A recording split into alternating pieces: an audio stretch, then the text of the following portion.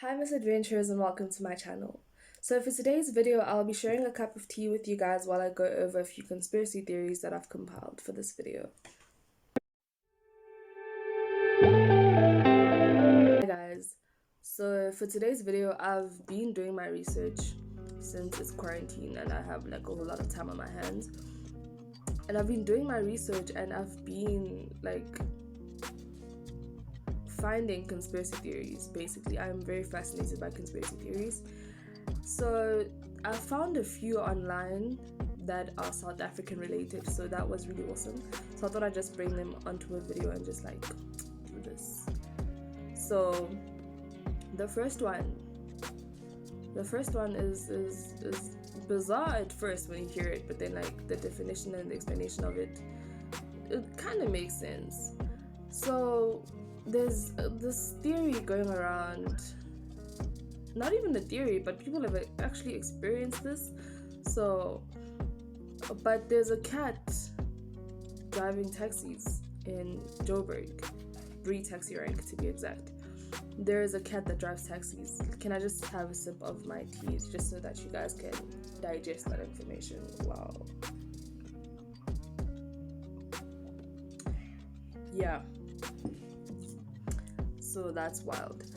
So there was this thread posted by Tando_Zuma on Twitter, which is just like she was in a taxi and it was being driven by a cat. Now I don't know whether the driver turned into a cat in the middle of the drive or it was a cat initially, I don't know, but at some point the driver was a cat.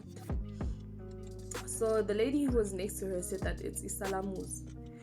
Isalamuzi is when somebody uses muti or traditional medicine, in other words, to make you confused, disorientated, so that they could take advantage of you. So for example, if someone wants you to give you, is just going away now. Like, I don't even know where my English is going. But if someone wants you to give them your bank pin, if someone wants you to give them your bank pin, then they can use this muti on you and you'll become disorientated or confused, and then you'll do whatever they say that you should do. So that's what isalamuzi is. It's that type of muti that just makes you confused and obedience now in pain.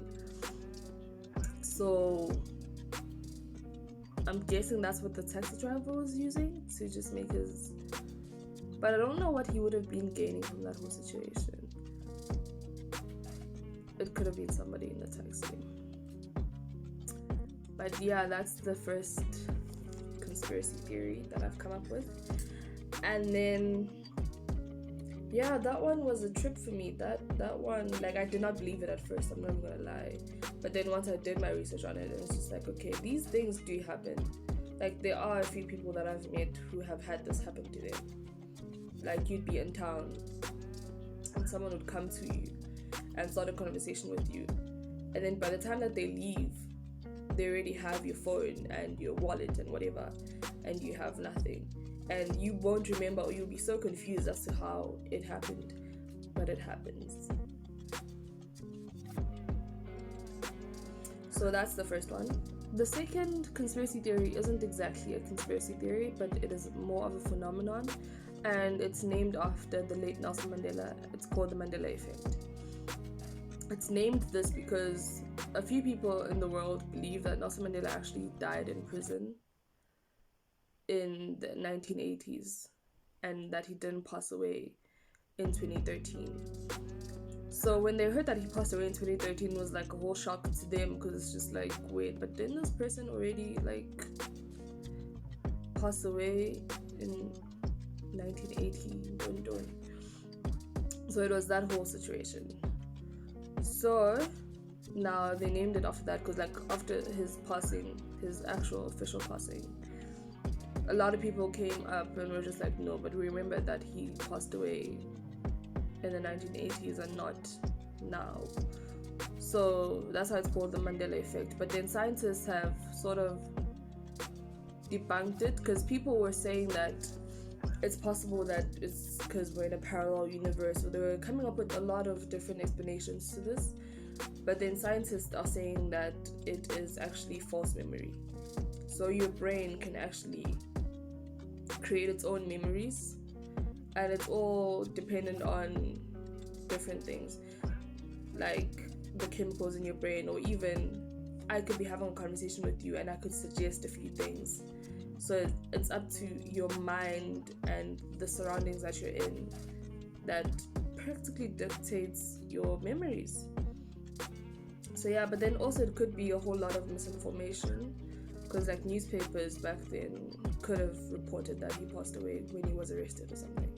So that's also another possibility of why people thought that he passed away when he did. So now that's the Mandela effect.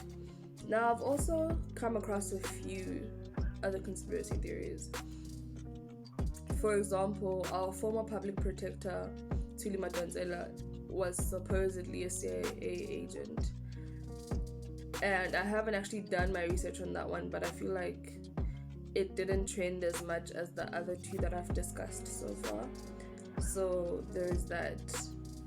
And obviously there's always the South African Illuminati, the Freemasonry. There's a lot of that, and that I feel like it's worldwide. But the first two that I mentioned were, I don't know guys, but they were bad. So, and that's it for the video guys. I hope that you enjoyed the conspiracy theories as much as I did, and don't forget to leave a like and subscribe.